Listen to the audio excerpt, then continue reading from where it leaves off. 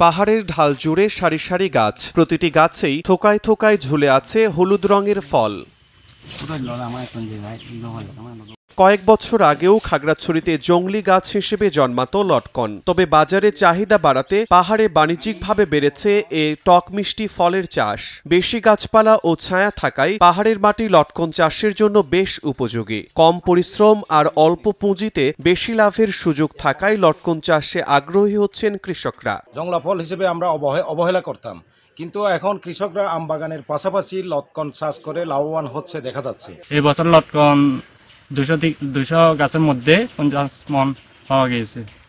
আশা করি সামনে বছর আরো অধিক ফলন পাবো। ওইটা নিজেরা বাগান করতেছি, আর দাদার বাগানেও তো অনেক গাছ রয়েছে, বাগান করছে।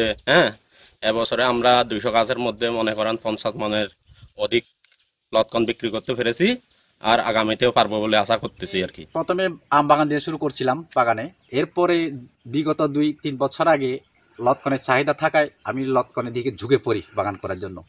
কারণ ঝুঁকছে হলে চাকরি পেছনে না ঘুরে যাতে আমাকে দেখে যে তরুণ যে শিক্ষিত বেকাররা যাতে চাকরি পেছনে না ঘুরে এরা নতুন উদ্যোগ সৃষ্টি করে, যাতে যেহেতু বাজারটাও ভালো লটকনের।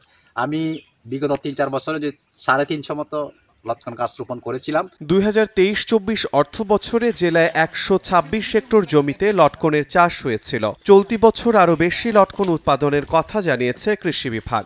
145 হেক্টর জমিতে আমাদের লটকনের চাষাবাদ হয়েছে এবং আমরা আশা করছি এই লটকন থেকে এই পরিমাণ জমি থেকে আমাদের প্রায় 2019 মেট্রিক টন আমাদের লটকন উৎপাদন হবে। প্রতি বছর জুন মাসের মাঝামাঝি সময়ে পাকতে শুরু করে লটকন। স্থানীয় বাজারে প্রতি কেজি লটকন বিক্রি হয় 100 থেকে 120 টাকা কেজি দরে।